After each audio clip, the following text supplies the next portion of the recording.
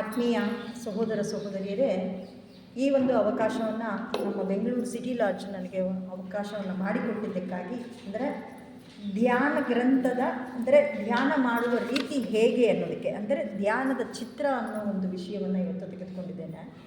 ಅದಕ್ಕಾಗಿ ನಾನು ಸಿಟಿ ಲಾಡ್ಜ್ಗೆ ಅನಂತ ವಂದನೆಗಳನ್ನ ಸಲ್ಲಿಸ್ತೇನೆ.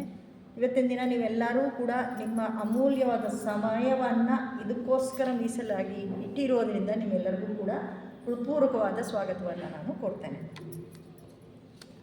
ಇವತ್ತಿನ ದಿನದ ವಿಷಯ ಧ್ಯಾನದ ಚಿತ್ರ.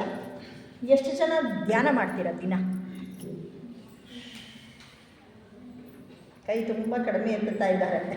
ನನಗೆ ತಿಳಿದ ಮಟ್ಟಿಗೆ ನಮ್ಮ ಸೊಸೈಟಿ ಸದಸ್ಯರು ಹೆಚ್ಚಾಗಿ ಧ್ಯಾನ ಮಾಡ್ತಾರೆ. ಎಲ್ಲರೂ ಒಂದೇ ಥರ ಧ್ಯಾನ ಮಾಡ್ತೀರಾ? ನಾವು ನಮಗೆ ಯಾವುದು ಸರಿ ಅಂತ ತೋರುತ್ತೆ, ನಮ್ಮ ಪ್ರಕಾರ ನಾವು ಧ್ಯಾನವನ್ನು ಮಾಡ್ಕೊಂಡು ಹೋಗ್ತೀವಿ.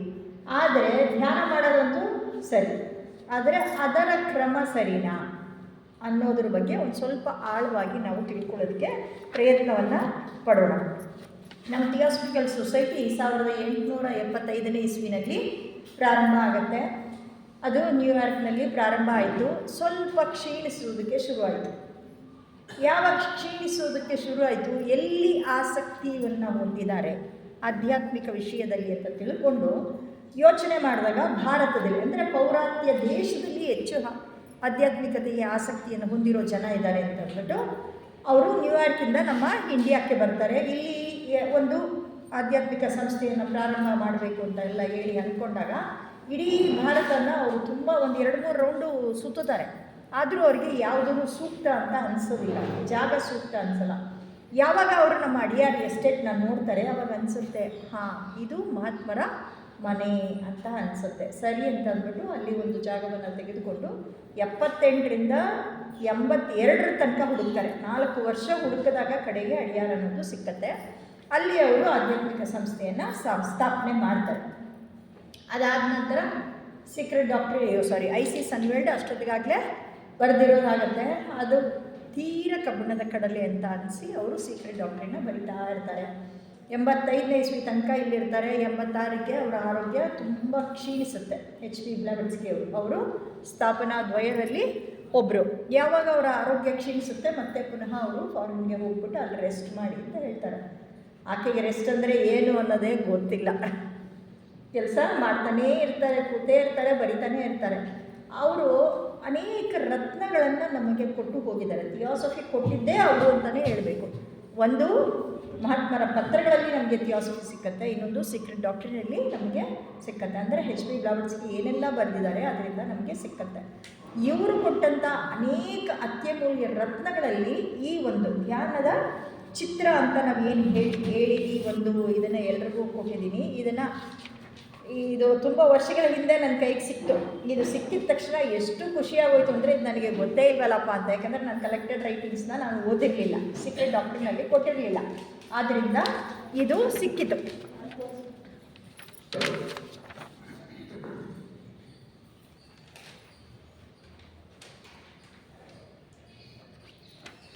ಹಾಗಾಗಿ ಇದು ಎಷ್ಟೋ ಕಾಪಿ ಎಲ್ಲ ಕಡಿಮೆ ಆವಾಗ ಪ್ರಿಂಟ್ ಆಗಿದ್ದು ಖಾಲಿ ಆಗೋಯಿತು. ಸರಿ ಅಂತ ಅಂದ್ಬಿಟ್ಟು ಈ ಸಲ ಇನ್ನೂ ಒಂದನ್ನು ಪ್ರಿಂಟ್ ಮಾಡಿ ಎಲ್ಲರ ಉಪಯೋಗಕ್ಕೆ, ಅಂದರೆ ನಾವು ಯಾವ ರೀತಿ ಧ್ಯಾನ ಮಾಡಿದರೆ ನಾವು ಉನ್ನತಿ ಹೊಂದೋದಕ್ಕೆ ಸಾಧ್ಯ ಅನ್ನೋದನ್ನು ತಿಳ್ಕೊಂಡ್ವಿ. ಆವಾಗ ಅಂದರೆ 82ಕ್ಕೆ ಬರ್ತಾರೆ, 85ಕ್ಕೆ ಅಲ್ಲಿ ಹೋಗ್ತಾರೆ. ಆ್ಯನಿ ಬೆಸೆಂಟು ಜಸ್ಟ್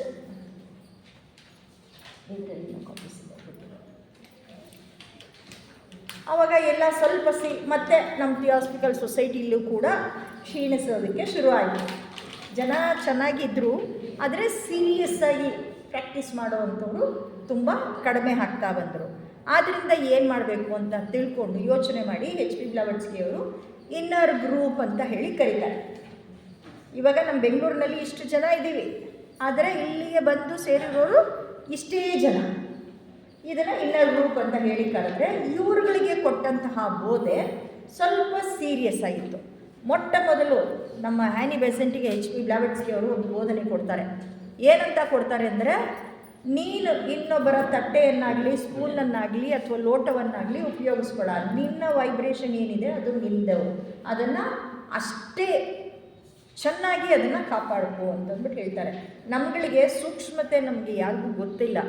ಎಲ್ಲ ಗೋವಿಂದ, ಗುಂಪಲ್ಲಿ ಗೋವಿಂದ ಅಂತ ಎಲ್ಲನೂ ಹಂಚ್ಕೊಳ್ತೀವಿ. ಈ ರೀತಿ ಹಂತಕ್ಕೆ ನಾವು ಬಂದ್ಬಿಟ್ಟಿದ್ದೀವಿ. ಆದರೆ ಅಲ್ಲಿಂದ ಹೇಳ್ತಾರೆ. ಆಮೇಲೆ ಸರಿ ಧ್ಯಾನ ಮಾಡಲಿಕ್ಕೆ HP ಬ್ಲಾವೆಟ್ಸ್ಕಿ ಹತ್ರ ಆ್ಯನಿ ಬೆಸೆಂಟ್ ಬರ್ತಾರೆ, ಪರಿಚಯ ಆಗುತ್ತೆ. ಸರಿ ಧ್ಯಾನ ಮಾಡು ಅಂತ ಹೇಳ್ತಾರೆ. ಆ್ಯನಿ ಬೆಸೆಂಟ್ ಧ್ಯಾನ ಮಾಡ್ತೀವಿ, ನಮ್ಗೆ ಗೊತ್ತು ಧ್ಯಾನ ಮಾಡೋಕ್ಕೆ ಅಂತ ಹೇಳ್ತಾರೆ. ಅವರು ಸ್ಮೋಕ್ ಮಾಡ್ತಾರಲ್ಲ, ಮ್ಯಾಚ್ ಬಾಕ್ಸ್ ಇರುತ್ತೆ, ತೆಗೆದು ಹಿಂಗೆ ಎಸೆದ್ಬಿಟ್ಟು ಧ್ಯಾನ ಮಾಡು, ಇದ್ರ ಮೇಲೆ ಧ್ಯಾನ ಮಾಡು ಅಂತಾರೆ, ಮ್ಯಾಚ್ ಬಾಕ್ಸ್ ಮೇಲೆ. ಅಂದರೆ ಕಣ್ಣು, ಕೈ, ಮೂಗು ಎಲ್ಲ ಸ್ಟಿಫಾಗಿ ಕೈ ಮುಕ್ಕೊಂಡು ಅವರು ಧ್ಯಾನಕ್ಕೆ ನಾನು ಧ್ಯಾನ ಮಾಡ್ತಿದ್ದೀನಿ ಅಂತ ಕೂತ್ಕೊಂಡು ಹೇಳ್ತಾರೆ. ಅವಾಗ ಬ್ಲಾವೆಟ್ಸ್ಕಿ ಒಂದೇ ಮಾತು ಹೇಳ್ತಾರೆ, ಧ್ಯಾನ ಮಾಡೋದು ನರವ್ಯೂಹದಿಂದ ಅಲ್ಲ ಅಂತಂದ್ಬಿಟ್ಟು ಹೇಳ್ತಾರೆ. We do not meditate with our blood vessels ಅಂತ ಅಂದ್ಬಿಟ್ಟು ಹೇಳಿ ಕರೀತಾರೆ. ಅಲ್ಲಿಂದ ಶುರು ಆಗುತ್ತೆ. ಆ ಇನ್ನರ್ ಗ್ರೂಪ್ ಅನ್ನೋದು ಶುರು ಆಗ್ತಾರೆ. ಒಂದು 19-20 ಜನ ಅಷ್ಟೇ ಆ ಇನ್ನರ್ ಗ್ರೂಪ್ನಲ್ಲಿ ಇರುವಂತಹ ಸದಸ್ಯರು. ಅದನ್ನು ಎಲ್ಲನೂ ಇದೆ. ಇನ್ನರ್ ಗ್ರೂಪ್ ಟೀಚಿಂಗ್ಸ್ ಅನ್ನೋದು ಒಂದು ಗ್ರಂಥವನ್ನೇ ಮಾಡಿ ಪಬ್ಲಿಷ್ ಮಾಡಿದ್ದಾರೆ. ಅವ್ರು ಏನೆಲ್ಲ ಹೇಳಿದ್ರು ಆ ಬೋಧನೆ ಎಲ್ಲ ಅದರಲ್ಲಿ ಸಿಕ್ಕತ್ತೆ. ಈ ಇನ್ನರ್ ಗ್ರೂಪ್ ಮೆಡಿಟೇಷನ್ನ ಮಾಡಿದವರಲ್ಲಿ ಅಂದರೆ ಆ 19-20 ಜನದಲ್ಲಿ E.T. ಸ್ಟರ್ಡಿ ಅನ್ನೋರು ಕೂಡ ಒಬ್ಬರು ಆಗಿರ್ತಾರೆ. ಅದರಲ್ಲಿ J.R.S. ರೀಡ್ ಇರ್ತಾರೆ, ಆ್ಯನಿ ಬೆಸೆಂಟ್ ಇರ್ತಾರೆ, ಲೆಡ್ಬೀಟರ್ ಇರ್ತಾರೆ, ಕೆಟ್ಲಿ ಅನ್ನೋರು ಇರ್ತಾರೆ, ಇನ್ನು ಅನೇಕರು ಈ ರೀತಿ ಎಲ್ಲರೂ ಕೂಡ ಇರ್ತಾರೆ. ಇದನ್ನು 1887 ಅಥವಾ 88 ಜಾನ್ವರಿ ಅಥವಾ ಅರ್ಲಿ ಪಾರ್ಟ್ ಅಂದರೆ ಈ ಹಂತದಲ್ಲಿ ಈ ಬೋಧನೆಯನ್ನು ಕೊಡಲ್ಪಟ್ಟಿದ್ದು ಇನ್ನರ್ ಗ್ರೂಪ್ಗೆ ಅಂತ ಅಂದ್ಬಿಟ್ಟು ಹೇಳ್ತಾರೆ. ಇದನ್ನು ಏನಂತ ಹೇಳ್ಬೋದು ಅಂದರೆ ಇನ್ಸ್ಟ್ರಕ್ಷನ್ ಆನ್ ಮೆಡಿಟೇಷನ್ ಅಂತ ಕೂಡ ನಾವು ಅದನ್ನು ಹೇಳ್ಬೋದು. ಇನ್ಸ್ಟ್ರಕ್ಷನ್ ಆನ್ ಮೆಡಿಟೇಷನ್ ಅಂತ, ದ ಡಯಾಗ್ರಾಮ್ ಆಫ್ ಮೆಡಿಟೇಷನ್ ಅಂತ ಅಂದ್ಬಿಟ್ಟು ಹೇಳಿ ಇದನ್ನು ಅವರೇ ಉಕ್ತ ಲೇಖನ ಕೊಟ್ಟು ಈ ರೀತಿ ಬರಿ ಅಂತ ಅಂದ್ಬಿಟ್ಟು ಹೇಳಿ ಇವಾಗ ನಮಗೆ ಏನು ಕನ್ನಡದಲ್ಲಿ ಇದು ಬಂದಿದೆ ಇದನ್ನು ಅವರು ಲಂಡನ್ನಲ್ಲಿ ಇದನ್ನು ಬರೆಸಿರ್ತಾರೆ. ಅವರಿಗೆ ಹೇಳಿಬಿಟ್ಟು ಬರೀತಾರೆ. ಇದನ್ನು ಏನಕ್ಕೆ ಬರೆದರು? ಅವರಿಗೆ ಚೆನ್ನಾಗಿ ಗೊತ್ತಿತ್ತು. 88ರಲ್ಲಿ ಸೀಕ್ರೆಟ್ ಡಾಕ್ಟ್ರಿನ್ ಪ್ರಿಂಟಾಗಿ ಜನರ ಕೈಗೆ ಸಿಕ್ಕತ್ತೆ ಅನ್ನೋದು ಅವ್ರಿಗೆ ಚೆನ್ನಾಗಿ ಗೊತ್ತಿತ್ತು. ಅದನ್ನು ಓದೋದು ಹೇಗೆ? I.C. ಸನ್ವೆಲ್ಡ್ ಬರೆದ್ರು, ಕೆಲವರಿಗೆ ಮಾತ್ರ ಅರ್ಥ ಆಯಿತು, ಮೆಜಾರಿಟಿಗೆ ಅರ್ಥ ಆಗಿಲ್ಲ. ಅದರಲ್ಲಿ ಏನಿದೆ ಇನ್ನೂ ಏನು ಅವರು ತಿಳ್ಕೊಂಡಿದ್ರು ಎಲ್ಲವನ್ನೂ ಸೇರಿ ಸೀಕ್ರೆಟ್ ಡಾಕ್ಟ್ರಿನ್ ಗ್ರಂಥವನ್ನು ನಮಗೆ ಕೊಟ್ಟರು. ಅದನ್ನು ಅರ್ಥ ಮಾಡ್ಕೊಳ್ಳೋದಕ್ಕೆ ಹೇಗೆ ಅನ್ನೋದಕ್ಕೆ ಇದೊಂದು ಕೀಲಿಕೈ. ಅದನ್ನು ಓದೋದಕ್ಕೆ ಅಂದರೆ ಸೀಕ್ರೆಟ್ ಡಾಕ್ಟ್ರಿನ್ ಓದೋದಕ್ಕೆ ಇದು ಬಹಳ ಮುಖ್ಯ. ನಾವೆಲ್ಲರೂ ಓದಿದ್ದೀವಿ ಸೀಕ್ರೆಟ್ ಡಾಕ್ಟ್ರಿನ್ನ ಮೆಜಾರಿಟಿ. ಸೀರಿಯಸ್ ಆಗಿ ಇದರಲ್ಲಿ ಬರೆಯೋಕ್ಕೆ ಹೋದ್ರೆ ನಾವು ಹೇಗೆ ಓದ್ತೀವಿ? ಪೇಜ್ ಬೈ ಓದ್ತೀವಿ, ಅಷ್ಟೇ ನಮಗೆ ಗೊತ್ತಿರೋದು. ಯಾವುದು ಬಿಡೋಕ್ಕೆ ನಮಗೆ ಇಷ್ಟ ಇಲ್ಲ, ಸೊ ಪೇಜ್ ತಿರುಗಿಸ್ಕೊಂಡು ಹೋಗ್ತೀವಿ. ಸೀಕ್ರೆಟ್ ಡಾಕ್ಟ್ರಿನ್ ಓದೋದು ಹೇಗೆ ಅಂತ ಕೂಡ HP ಬ್ಲಾವೆಟ್ಸ್ಕಿ ನಮಗೆ ಹೇಳ್ಬಿಟ್ಟಿದ್ದಾರೆ. ಒಂದು ಸಬ್ಜೆಕ್ಟ್ನ ತೊಗೊಂಡು ಅದರಲ್ಲಿ ಇಂಡೆಕ್ಸ್ ಎಲ್ಲನೂ ಮಾಡಿದ್ದಾರೆ. ಇಂಡೆಕ್ಸ್ಗೋಸ್ಕರನೇ ಒಂದು ವಾಲ್ಯೂಮ್ನ ಮಾಡಿದ್ದಾರೆ ಸೀಕ್ರೆಟ್ ಡಾಕ್ಟ್ರಿನ್ನು. 2 ಸೀಕ್ರೆಟ್ ವಾಲ್ಯೂಮ್ನ ಬರೆದು ಇನ್ನೊಂದು ಇಂಡೆಕ್ಸ್ ವಾಲ್ಯೂಮು ಅಥವಾ 5 ವಾಲ್ಯೂಮಲ್ಲಿ ಸೀಕ್ರೆಟ್ ಡಾಕ್ಟ್ರಿನ್ ಅಂದರೆ ಸ್ಪಷ್ಟವಾಗಿ ಎಲ್ರಿಗೂ ಗೊತ್ತಾಗಲಿ ಅಂತ ಅದರಲ್ಲಿ ಏನಿದೆ ಅದನ್ನೇ ಸ್ವಲ್ಪ ದೊಡ್ಡದು ಹಾಕಿಸಿ ಪ್ರಿಂಟ್ ಮಾಡಿಸಿ ಇನ್ನೊಂದು 6th ವಾಲ್ಯೂಮ್ನ ಇಂಡೆಕ್ಸ್ ವಾಲ್ಯೂಮ್ ಅಂತ ಹೇಳಿ ಸೀಕ್ರೆಟ್ ಡಾಕ್ಟ್ರಿನ್ ಕೊಟ್ಟಿದ್ದಾರೆ. ಅದನ್ನು ನಾವು ಓದಬೇಕು, ಅದನ್ನು ನಾವು ಅರ್ಥ ಮಾಡ್ಕೊಳ್ಬೇಕು, ಅದನ್ನು ನಾವು ಅರಗಿಸ್ಕೊಳ್ಬೇಕು ಅಂತಂದರೆ ಈ ಧ್ಯಾನದ ಮೂಲಕ ಮಾತ್ರ. ಆದ್ದರಿಂದಲೇ ಈ ಧ್ಯಾನದ ಚಿತ್ರವನ್ನು ನಮಗೆ ಕೊಟ್ಟಿರೋದು. ಇದು ಇದರ ಹಿನ್ನೆಲೆ. ಅಂದರೆ ಧ್ಯಾನ ಮಾಡುವ ಕ್ರಮದ ಬಗ್ಗೆ HP ಬ್ಲಾವೆಟ್ಸ್ಕಿ ಅವರು ಕೊಟ್ಟದ ಧ್ಯಾನದ ರೂಪರೇಖೆ ಅಥವಾ ರೇಖಾಕೃತಿ ಅಥವಾ ರೇಖಾಚಿತ್ರ ಅಂತಂದರೆ ಇದೇನೇ ಆಗಿದೆ. ಇದರ ಮೂಲನೇ ಅವರು ಲಂಡನ್ ಲಾಡ್ಜ್ನಲ್ಲಿ ಆ ಬರೀ ಇನ್ನರ್ ಗ್ರೂಪ್ಗೆ ಅವರು ನಿರ್ದೇಶಿಸಿದ ಧ್ಯಾನ ವಿಧಾನ ನಿರ್ದೇಶನ ಕೊಡ್ತಾರೆ. ಹೀಗೆಯೇ ಮಾಡಬೇಕು ಅಂತ ಅವರು ರಿಕ್ವೆಸ್ಟ್ ಮಾಡ್ಕೊಳ್ಳಲ್ಲ, ಬರೀ ಡೈರೆಕ್ಟ್. ಯಾವ ರೀತಿ ಡೈರೆಕ್ಟ್ ಅಂದರೆ ಈ ರೀತಿ ಧ್ಯಾನ ಮಾಡಿದ್ರೆ ನಿಮಗೆ ಸೀಕ್ರೆಟ್ ಡಾಕ್ಟ್ರಿನ್ ಓದೋದು ಅರ್ಥ ಆಗತ್ತೆ ಅಂತಂದ್ಬಿಟ್ಟು. I.C. ಸನ್ವೆಲ್ಡ್ ಆಗಿರ್ಬೋದು, ಸೀಕ್ರೆಟ್ ಡಾಕ್ಟ್ರಿನ್ ಆಗಿರ್ಬೋದು, ವಾಯ್ಸ್ ಆಫ್ ದಿ ಸೈಲೆನ್ಸ್ ಆಗಿರ್ಬೋದು, ಕೀ ಟು ಥಿಯಾಸಫಿ ಆಗಿರ್ಬೋದು, ಇದು ಎಲ್ಲದರಲ್ಲೂ ಏನಿದೆ? ಬರೀ ಒಂದು ಬುಕ್ ಕೊಟ್ಟಿಲ್ಲ, ಬರೀ ಒಂದು ಪದದಲ್ಲಿ ಅವರು ಹೇಳಿ ಮುಗಿಸ್ಲಿಲ್ಲ. ಎಲ್ಲದರಲ್ಲೂ ಏನಿದೆ ಅಂದರೆ ಒಂದೊಂದರಲ್ಲೂ ಕೂಡ ಒಂದೊಂದನ್ನು ಕೆಲವು ಗೂಢ ತತ್ವ ಮತ್ತು ಆಧ್ಯಾತ್ಮಿಕ ಪರಿವರ್ತನೆಯ ಪ್ರಕ್ರಿಯೆಯಲ್ಲಿ ಅದರ ಮಹತ್ವವನ್ನು ನಾವು ಕಂಡುಕೊಳ್ಬಹುದು ಅಂತಂದ್ಬಿಟ್ಟು ಹೇಳ್ತಾರೆ. ಎಲ್ಲವೂ ಗೂಢ, ಎಲ್ಲರೂ ಕೂಡ ಮಿಸ್ಟ್ರಿ, ಎಲ್ಲವೂ ಕೂಡ ಅಕ್ಕಳ್ಳು, ಎಲ್ಲವೂ ಸತ್ಯವೇ. ನಾವು ಆ ಮಟ್ಟಿಗೆ ಏರಿಲ್ಲದೆ ಇರೋದ್ರಿಂದ ನಮಗೆ ಇವತ್ತಿನ ದಿನ ಏನೂ ಗೊತ್ತಾಗ್ತಾ ಇಲ್ಲ. ಇವತ್ತಿನ ದಿನ ನಾನು ಇಷ್ಟೆಲ್ಲ ಪ್ರಯತ್ನ ಪಟ್ಟರು ಇಲ್ಲೊಂಚೂರು ಅಲ್ಲೊಂಚೂರು ಅಷ್ಟೇ, ಎಲ್ಲೋ ಒಂದು ಸ್ವಲ್ಪ ಮಿಣುಕು ಹುಳು ಬೆಳಕತ್ತು ಬಿಡುತ್ತಲ್ಲ ಅಷ್ಟೇ ಬೆಳಕು ನಮ್ಮ ಮೇಲೆ ಬೀರೋದಕ್ಕೆ ಸಾಧ್ಯ. ಇದರಲ್ಲಿ ಧ್ಯಾನದ ಚಿತ್ರದಲ್ಲಿ ಅವ್ರು ಏನು ಹೇಳ್ತಾರೆ, ಮೊಟ್ಟ ಮೊದಲ ಲೈನಲ್ಲಿ ಇದರಲ್ಲಿ 3 ಹಂತ ಇದೆ. ಇವತ್ತು ಮೊದಲನೇ ಹಂತ, ಎರಡನೇ ಹಂತವನ್ನು ಕುರಿತು ತಿಳ್ಕೊಳ್ಳೋಣ. ನಾವೆಲ್ಲ ಇದನ್ನು ಮಾಡ್ತೀವಲ್ಲ, ಅಷ್ಟಾಂಗ ಯೋಗ ಅಥವಾ ಅಷ್ಟಾಂಗ ಪಥದಲ್ಲಿ ಅಥವಾ ಬುದ್ಧರ 4 ಚತುರಾರ್ಯ ಸತ್ಯ ಅಂತ ತಗೊಂಡ್ರು ಕೂಡ ಅದರಲ್ಲಿ ಏನಿದೆ, ಅದು ಅಷ್ಟಾಂಗ ಮಾರ್ಗದಲ್ಲಿ. ಈ ಚತುರಾರ್ಯ ಸತ್ಯದಲ್ಲಿ ಏನಿದೆ, ದುಃಖ ಇದೆ, ದುಃಖಕ್ಕೆ ಕಾರಣ ಇದೆ, ಅದರ ದುಃಖ ನಿವಾರಣೋಪಾಯ ಇದೆ, ಆಮೇಲೆ ಅದರ ಮಾರ್ಗ. ಅದೇ ರೀತಿ ಇಲ್ಲೂ ಅಷ್ಟೇ. ಮೊಟ್ಟ ಮೊದಲು ನಾವು ಮಾಡಬೇಕಾಗಿರೋದು ಏನು, ಮಾಡೋದು ಹೇಗೆ, ಅದರ ಮಾರ್ಗ. ನಮ್ಮ ನಿತ್ಯ ಜೀವನದಲ್ಲಿ ನಾವು ಯಾವುದನ್ನು ಅನುಸರಣೆ ಮಾಡಬೇಕು ಅಂತ. ಸೊ ನಿತ್ಯ ಜೀವನದಲ್ಲಿ ಅನುಸರಣೆ ಮಾಡೋದನ್ನು ಪಾರ್ಟ್ 2ನಲ್ಲಿ ಮುಂದಿನ ತಿಂಗಳು 2ನೇ ತಾರೀಕು ಅದನ್ನು ಕುರಿತು ನಾವು ಇನ್ನೂ ಸ್ವಲ್ಪ ಡೀಟೇಲಾಗಿ ಅರ್ಥ ಮಾಡ್ಕೊಳ್ಳೋಕ್ಕೆ ಪ್ರಯತ್ನ ಪಡೋಣ. ಇದರಲ್ಲಿ ಮೊಟ್ಟ ಮೊದಲು ಅವರು ಏನು ಹೇಳ್ತಾರೆ ಅಂತಂದರೆ, ಎಲ್ರಿಗೂ ಕೂಡ ಇದು ಅಪ್ಲಿಕಬಲ್. ಮೊದಲು ಪ್ರದೇಶವನ್ನು ವಿಸ್ತರಿಸುವುದರ ಮೂಲಕ ಮತ್ತು ಕಾಲವನ್ನು ಅಪರಿಮಿತ ಮಾಡಿಕೊಳ್ಳುವುದರ ಮೂಲಕ ಏಕತಾ ಮನೋಭಾವವನ್ನು ಮನಸ್ಸಿನಲ್ಲಿ ಚಿತ್ರಿಸಿಕೊಳ್ಳಿ. ಅಪರಿಮಿತ ಮಾಡಿಕೊಳ್ಳುವುದರ ಮೂಲಕ ಏಕತಾ ಅಥವಾ ಐಕ್ಯತೆಯ ಕಾಲವನ್ನು ಮನಸ್ಸಿನಲ್ಲಿ ಚಿತ್ರಿಸಿಕೊಳ್ಳಿ ಅಂತಂದ್ಬಿಟ್ಟು ಹೇಳ್ತಾರೆ. ಅಂದರೆ ಇದನ್ನು ಇಂಗ್ಲೀಷ್ನಲ್ಲಿ ಏನು ಹೇಳ್ತಾರೆ ಅಂದರೆ conceiving of unity of space and time ಅಂತ. ಕನ್ಸೀವ್ ಅಂದರೆ ಏನು, ನಾವು ಕನ್ಸೀವ್ ಅನ್ನೋದನ್ನು ಯಾವಾಗ ಪದನ ಉಪಯೋಗಿಸಿ, ಪ್ರೆಗ್ನೆನ್ಸಿನಲ್ಲಿ ಗರ್ಭವನ್ನು ಧರಿಸ್ಕೊಳ್ಳೋದು ಮೊಟ್ಟ ಮೊದಲು ಮುಖ್ಯ.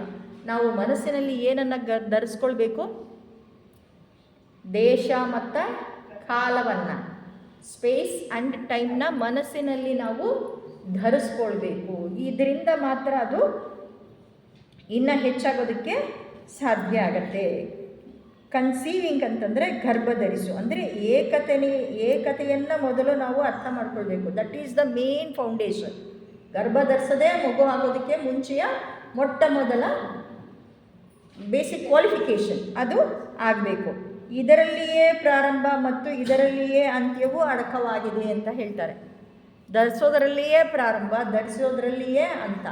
ನಮ್ಮ ಥಿಯಾಸಫಿಕಲ್ ಸೊಸೈಟಿಯ ಲಾಂಛನವನ್ನು ನಾವು ನೋಡಿದಾಗ ಅದರಲ್ಲಿ ನಾವು ಏನು ನೋಡ್ತೀವಿ, ಹಾವು ತನ್ನ ಬಾಲವನ್ನು ತಾನೇ ನುಂಗುತ್ತಾ ಇದೆ. ಪ್ರಾರಂಭವೂ ಅಲ್ಲೇ ಇದೆ, ಅಂತ್ಯನೂ ಅಲ್ಲೇ ಇದೆ. ಇದೇ ಪ್ರಾರಂಭ ಇದೇ ಅಂತ್ಯ ಅಂತ ಹೇಳ್ತೀವ, ಮೊಟ್ಟೆ ಮೊದಲ ಕೋಳಿ ಮೊದಲ ಅಂತ ನಾವು ಹೇಳ್ಕೊಂಡು ಹೋಗ್ತೀವಲ್ಲ, ಇದು ಕೂಡ ಅದೇ ರೀತಿ ಆಗತ್ತೆ. ಆದರೆ ಇದೇ ಪರಮ ಸತ್ಯ, ಅಬ್ಸಲ್ಯೂಟ್ ಟ್ರೂತ್ ಅಂತಂದ್ಬಿಟ್ಟು ಹೇಳ್ತಾರೆ. ಅಬ್ಸಲ್ಯೂಟ್ ಟ್ರೂತ್ ಅಂತಂದರೆ ಯಾವುದು ಅಂತಂದರೆ ಯೂನಿಟಿ. ಆ ಯೂನಿಟಿನೇ ನಾವು ಅರ್ಥ ಮಾಡ್ಕೊಳ್ಬೇಕಾಗಿರೋದು.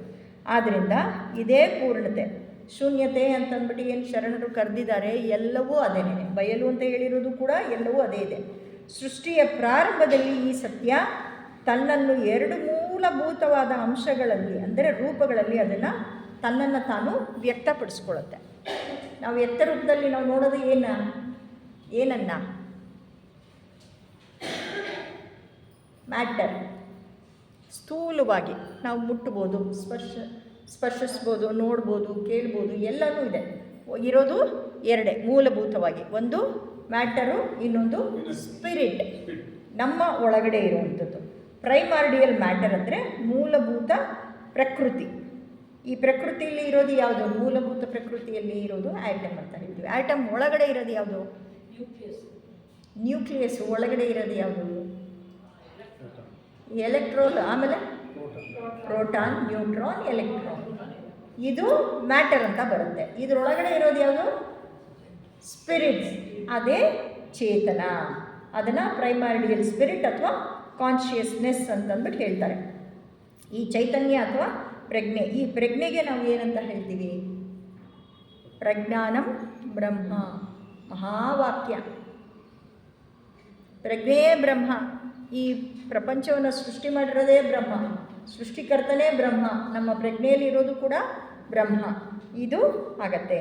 ಪ್ರಕೃತಿಯಲ್ಲಿರುವ ಸಂಯುಕ್ತ ವಸ್ತುಗಳ ಪ್ರತಿಯೊಂದು ಘಟಕದ ಸಾರವೇ ಮೂಲಭೂತ ಏಕತೆ ಅಂತ ಹೇಳ್ತಾರೆ.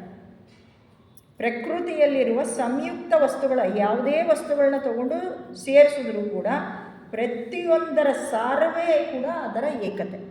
ಇವಾಗ ನಾವು ಈ ಹಾಲ್ನ ಹೇಳ್ತೀವಿ, ಇದನ್ನು ಏನಂತ ಹೇಳ್ತೀವಿ? ಲೆಕ್ಚರ್ ಹಾಲ್. ಸಿಟಿ ಲಾಡ್ಜಿನ ಲೆಕ್ಚರ್ ಹಾಲ್. ಈ ಲೆಕ್ಚರ್ ಹಾಲ್ನಲ್ಲಿ ಏನೆಲ್ಲ ಇದೆ?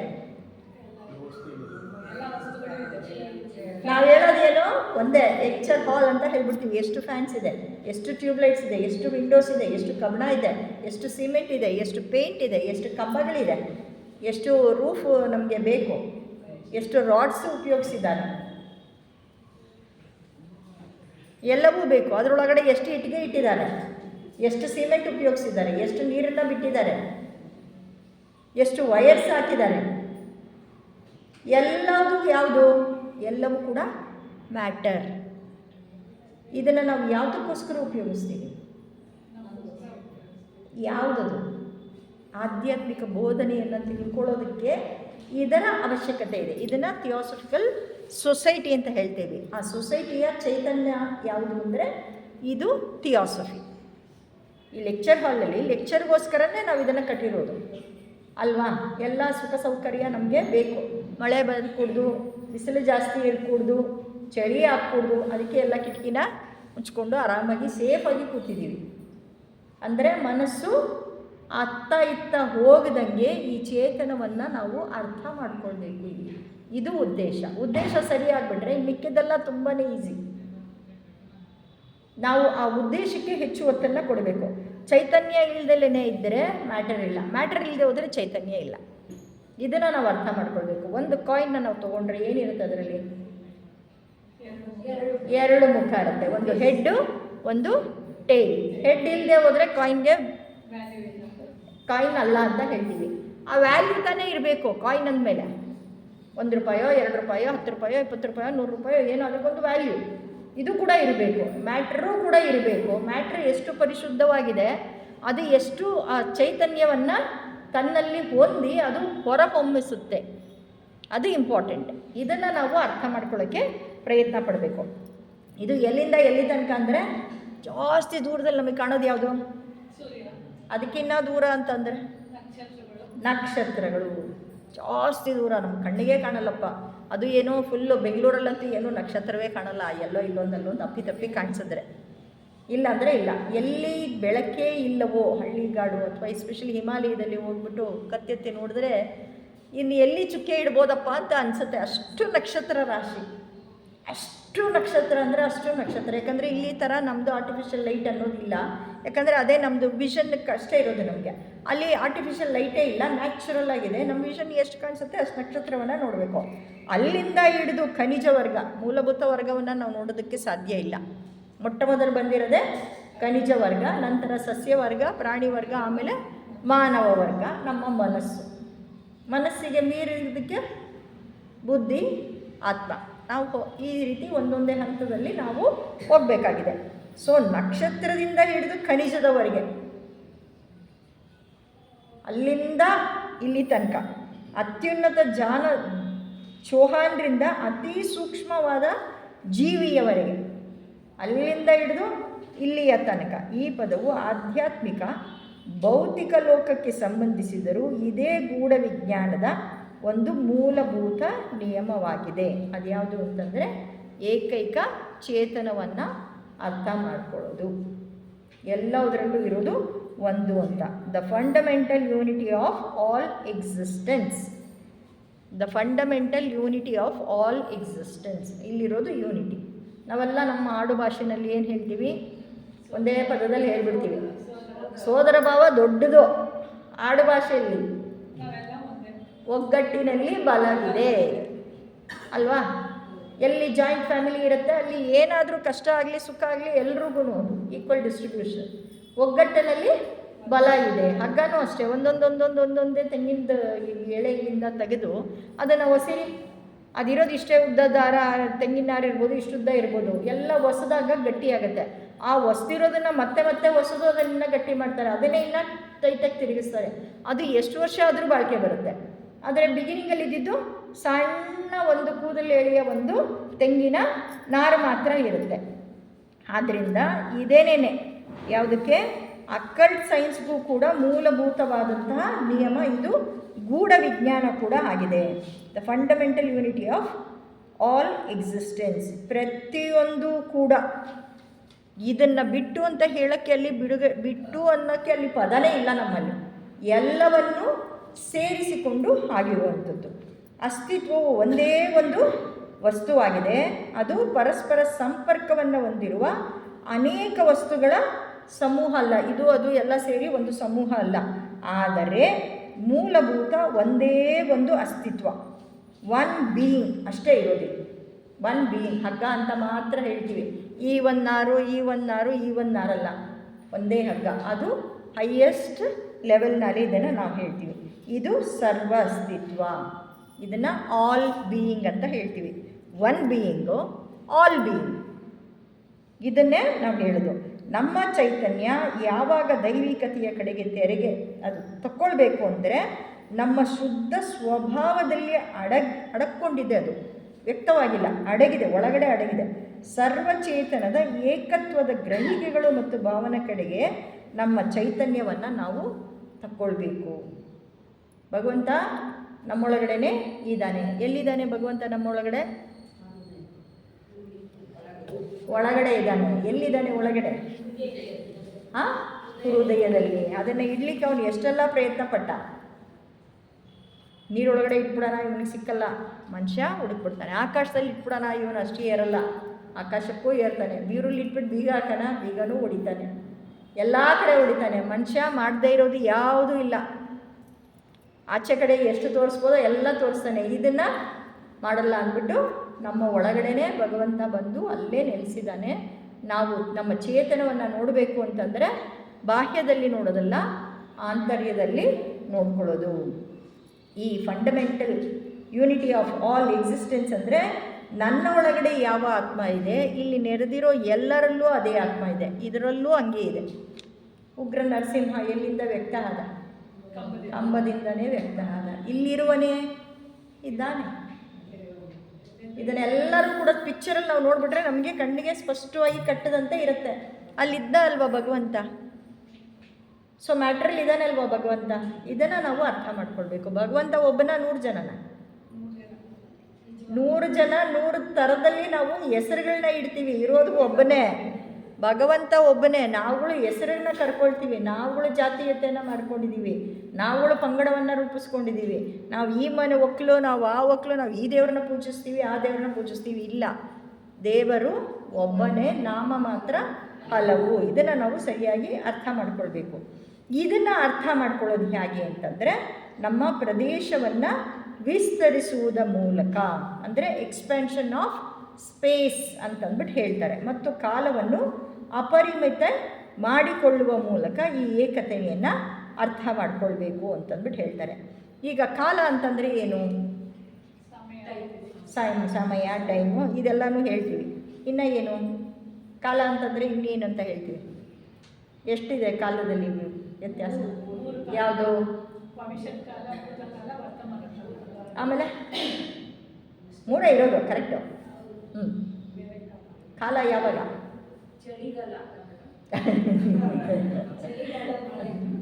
ಅದು ಒಂದು ಕಾಲ. ಈಗ ವರ್ತಮಾನ ಕಾಲ ಅಂತ ಹೇಳ್ತೀವಿ. ಇವತ್ತು, ಈ ವಾರ, ಆಯಿತಾ, ಈ ವರ್ಷ, ಈ ಜೀವನ ಪರ್ಯಂತ ಕಾಲ ಹೋಗುತ್ತಾ? ಎಲ್ಲವೂ ಕಾಲವೇ ಅಲ್ವಾ? ಭೂತ ಆಗಲಿ, ವರ್ತಮಾನ ಆಗಲಿ, ಭವಿಷ್ಯ ಆಗಲಿ, ಇದು ಎಲ್ಲವೂ ಕೂಡ ಕಾಲ. ಇದನ್ನು ವಿಸ್ತಾರ ಮಾಡ್ಕೊಳ್ತಾ ಹೋಗಬೇಕು. ಈಗಲೇ ನಾವು ಮೆಡಿಟೇಷನ್ಗೆ ಕೂತಿರೋದು. ಮೆಡಿಟೇಷನ್ನಿಂದ ಇದು ಕಾಲ ಅಂತ ಅಂದರೆ ಈ ರೀತಿ ಎಷ್ಟು ವಿಸ್ತಾರ ಮಾಡಿಸೋಕ್ಕಾಗುತ್ತೋ, ಎಷ್ಟು ಅಂದರೆ ಇಡೀ ಜೀವನ ಪರ್ಯಂತವೂ ಕೂಡ ನಾವು ಅದನ್ನು ನೋಡ್ಬೋದು. ಕೆಲವರು ಪ್ಲ್ಯಾನರ್ಸ್ ಇರ್ತಾರೆ, ಎಷ್ಟು ಚೆನ್ನಾಗಿ ಥಿಂಕ್ ಮಾಡಿ ಹೇಳ್ತಾರೆ ಅಂದರೆ ಇದಾದಮೇಲೆ ಇದು ಬರಬೇಕು, ಇದಾದಮೇಲೆ ಇದು ಬರಬೇಕು. ಈ ಒಂದು ನಮ್ಮದು ಈ ಬಿಲ್ಡಿಂಗ್ ಕಟ್ಟಬೇಕಾದ್ರೆ ಹೇಳಿದ್ರಂತೆ, ಆವಾಗಿನ ಕಾಲಕ್ಕೆ ಎಷ್ಟೋ ದುಡ್ಡು ಖರ್ಚಾಯಿತು. ಇಷ್ಟು ದುಡ್ಡು ಇಷ್ಟು ಖರ್ಚು ಮಾಡಿಬಿಟ್ಟಿದ್ಯಾ, ನಿಮಗೇನು ನಿನ್ನ ಪಾಕೆಟಿಂದ ಹಾಕ್ತೀಯಾ ಅಂತ ಕೇಳಿದ್ದಾರೆ. ಅಷ್ಟು ಪ್ಲ್ಯಾನ್ ಮಾಡಿದ್ದಕ್ಕೆ ಅವ್ರಿಗೆ ಗೊತ್ತಿತ್ತು ಇದನ್ನು ಬೆಳ್ಕೊಂಡು ಹೋಗಬೇಕು. ನಾಳೆ ದಿವಸಕ್ಕೆ ಅದು ಚಿಕ್ಕದು, ಇವತ್ತಿಗೆ ನಮಗೆ ದೊಡ್ಡದಾಗಿ ಕಾಣಿಸ್ಬೋದು. ಖರ್ಚು ಮಾಡಬೇಕಾದ್ರೆ ಜಾಸ್ತಿ ದುಡ್ಡು ಖರ್ಚಾಯಿತು ಅಂತ ಅನ್ನಿಸ್ಬೋದು. ನಾಳೆ ದಿವಸಕ್ಕೆ ಅದರ ಉಪಯೋಗ ಇದೆ. ಅದನ್ನು ಯೋಚನೆ ಮಾಡಬೇಕು. ಭವಿಷ್ಯವನ್ನು ಯೋಚನೆ ಮಾಡಿ ಇವತ್ತು ಅದನ್ನು ಕಾರ್ಯರೂಪಕ್ಕೆ ಅದನ್ನು ಇಳಿಸಿರೋದು. ಇನ್ನು ಸ್ಪೇಸ್ ಅಂತಂದರೆ ನಾವೇನಂತ ಹೇಳ್ತೀವಿ?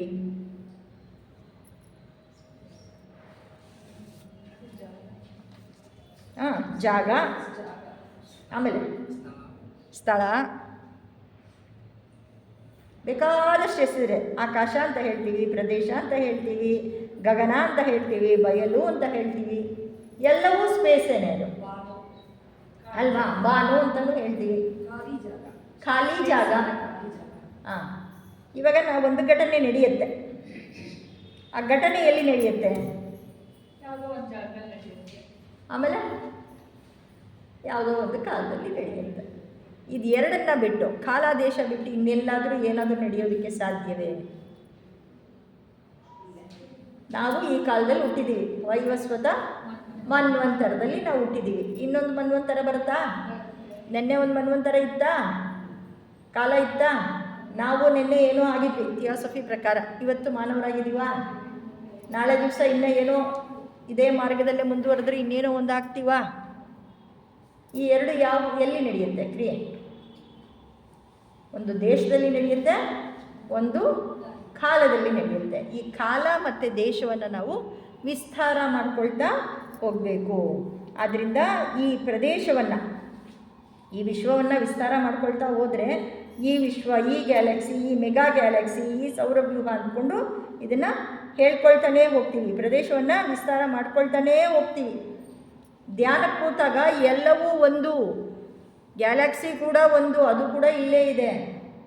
ಇದನ್ನು ನಾವು ಸ್ಪಷ್ಟವಾಗಿ ಅರ್ಥ ಮಾಡ್ಕೊಳ್ಬೇಕು. ನಮಗೆ ಏನೆಲ್ಲ ತಿಳಿದಿದೆಯೋ, ತಿಳಿದಿರುವ ಪ್ರತಿಯೊಂದು ಕೂಡ ಪ್ರತಿಯೊಂದು ವಸ್ತುವು ಕೂಡ ಸ್ಥಳದಲ್ಲಿಯೇ ತನ್ನ ಅಸ್ತಿತ್ವವನ್ನು ಹೊಂದಿದೆ. ಇವಾಗ ಈ ಮೈಕ್ ಇದೆ, ಈ ಮೈಕ್ ಯಾವ ಸ್ಥಳದಲ್ಲಿದೆ?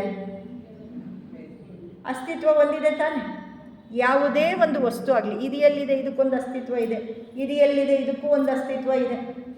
ಈ ರೀತಿ ಪ್ರತಿ ವಸ್ತುವು ಕೂಡ ತನ್ನ ಅಸ್ತಿತ್ವವನ್ನು ಅದು ಹೊಂದಿದೆ. ಪ್ರತಿಯೊಂದು ಘಟನೆಯೂ ಕೂಡ ಕಾಲದಲ್ಲೇ ಸಂಭವಿಸಬೇಕೇ ವಿನಃ ಕಾಲ ಬಿಟ್ಟು ಸಂಭವಿಸೋದಕ್ಕೆ ಸಾಧ್ಯವೇ ಇಲ್ಲ. ಒಂದು ಸ್ಪೇಸ್, ಇನ್ನೊಂದು ಟೈಮ್. ಈ ನಮಗೆ ತಿಳಿದಿರೋದೇನು ಅಂದರೆ ಸೀಮಿತ ಸ್ಥಳ. ನಮಗೇನು ಗೊತ್ತು? ಹಬ್ಬಬ್ಬ ಅಂದರೆ ಬೆಂಗಳೂರು ಗೊತ್ತು, ನಮ್ಮ ಮನೆಗೆ ಗೊತ್ತು, ಸೊಸೈಟಿಗೆ ಹೋಗೋದು ಗೊತ್ತು. ಚೆನ್ನಾಗಿ ಗೊತ್ತಾ? ನಾವು ಫಾರಿನ್ಗೆ ಹೋಗ್ಬೇಕು ಅಂದರೆ, ಫಸ್ಟ್ ಟೈಮ್ ಹೋಗ್ಬೇಕು ಅಂದರೆ ಭಯ ಹೇಗೋ ಏನೋ, ಸರಿಯಾದ ಜಾಗಕ್ಕೆ ಹೋಗಿ ತಲುಪ್ತೀನೋ ಇಲ್ವೋ, ಅದು ಕೂಡ ಜಾಗನೇ ಅಲ್ವಾ? ಎಷ್ಟೆಲ್ಲ ಇರುತ್ತೆ. ಈ ಕಾಲದ ಮತ್ತು ಸ್ಥಳದ ಹಿಂದೆ, ದೃಶ್ಯ ರೂಪದ ಹಿಂದೆ ನಿಜ ರೂಪದ ಮೂಲ ತತ್ವಗಳನ್ನು ನಾವು ಅರಿಯಬೇಕು. ಇದು ಎಲ್ಲವುದರ ಹಿಂದೆ ಒಂದಿದೆ. ಯಾವುದದು? ಮೊನ್ನೆ ನಮ್ಮ ಚಿಕ್ಕಮ್ಮ ಬಿದ್ದರು. ಹೆಂಗೆ ಬಿದ್ದರು? ಎಲ್ಲ ಸರಿಗಿತ್ತು, ಆದರೂ ಯಾಕೆ ಬಿದ್ದರು? ಕಾರ್ಯ ಕಾರಣ. ಹೀಗೆ ಬಿದ್ದರು, ಇಲ್ಲಿ ಬಿದ್ದರು, ಅಷ್ಟೇ ನಮಗೆ ಗೊತ್ತು.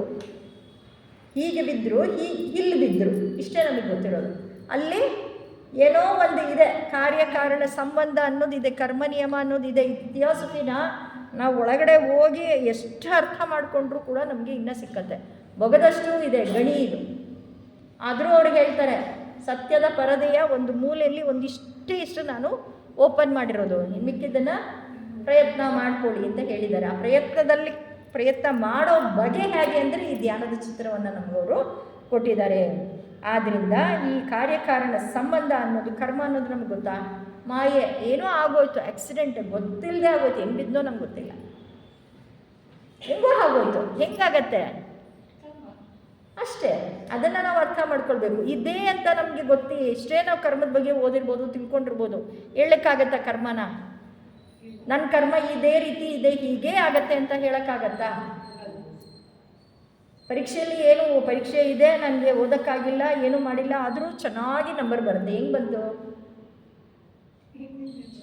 ಎಲ್ಲ ಇದೆ, ಅದು ನಮಗೆ ಕಣ್ಣಿಗೆ ಕಾಣಿಸಲ್ಲ, ಇದೆ.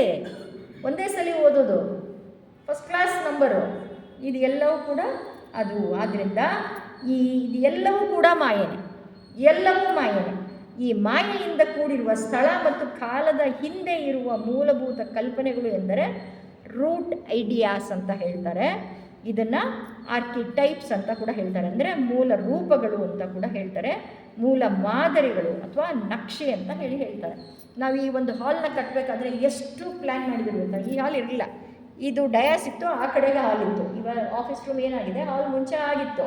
ಈಗ ಇದನ್ನು ಕಟ್ಟಬೇಕಾದ್ರೆ ಏನು ಮಾಡಿದ್ರು? ಎಕ್ಸಿಸ್ಟಿಂಗ್ ಬಿಲ್ಡಿಂಗ್ನ ಅವರು ಫುಲ್ ನೋಡಿದ್ರು, ಇದು ಎಲ್ಲಿಗೆ ಏನು ಮಾಡಿದ್ರೆ ತಡೆಯುತ್ತೆ, ಏನು ಮಾಡಿದ್ರೆ ತಡೆಯಲ್ಲ. ಹಾಗೆ ಅವ್ರು ಬೇಸಿಕಲಿ ಇಂಜಿನಿಯರ್ ಇದ್ದಿದ್ದರಿಂದ ಕ್ಲೀನಾಗಿ ಈ ಬಿಲ್ಡಿಂಗ್ ಸ್ಟ್ರಕ್ಚರ್ಗೆ ಒಂದು ಚೂರು ಕೂಡ ಘಾಸಿ ಆಗದಂತೆ, ಇನ್ನು ಸೌಂದರ್ಯವನ್ನು ಇನ್ನು ಹೆಚ್ಚೋ ಮಟ್ಟದಲ್ಲಿ ಅವರು ಅದನ್ನು ಪ್ಲ್ಯಾನನ್ನು ಮಾಡಿದ್ರು. ಫಸ್ಟು ನಕ್ಷೆಯನ್ನು ತಯಾರಿ ಮಾಡ್ತೀವಿ ಒಂದು ಮನೆ ಕಟ್ಟಬೇಕಾದ್ರೆ, ಆಮೇಲೆ ಅಷ್ಟೇ ಬರುತ್ತೆ. ನಾವು ಅಷ್ಟೇ ಮಾನವರಾಗಿದ್ದೀವಲ್ಲ, ಮಾನವಾತೀತನಾಗೋದಕ್ಕೆ ಒಂದು ನಕ್ಷೆ ಅನ್ನೋದಿದೆ. ಅದರ ನಂತರ ನಾವು ಆ ಮಾರ್ಗದಲ್ಲಿ ಮುಂದುವರ್ಕೊಂಡು ಹೋಗೋದಕ್ಕೆ ಸಾಧ್ಯ ಆಗುತ್ತೆ. ಮೊಟ್ಟ ಮೊದಲು ಈ ರೂಟ್ ಐಡಿಯಾಸ್ ಅನ್ನೋದು ನಮ್ಮಲ್ಲಿ ಬರಬೇಕು. ಅದೇ ಬೇರು. ಆ ಬೇರು ಅನ್ನೋದು ಇಲ್ಲದೆ ಹೋದರೆ ನಾವು ಏನೂ ಮಾಡೋಕ್ಕಾಗಲ್ಲ. ಒಂದು ಐಡಿಯಾ ಇಟ್ಕೊಂಡ್ರೆ ನಾವು ಈ ಬಿಲ್ಡಿಂಗ್ ಕಟ್ಟೋದಕ್ಕೆ ಸಾಧ್ಯ. ಐಡಿಯಾನೇ ಇಲ್ಲದೆ ಹೋದರೆ ಏನು ಕಟ್ತೀವಿ?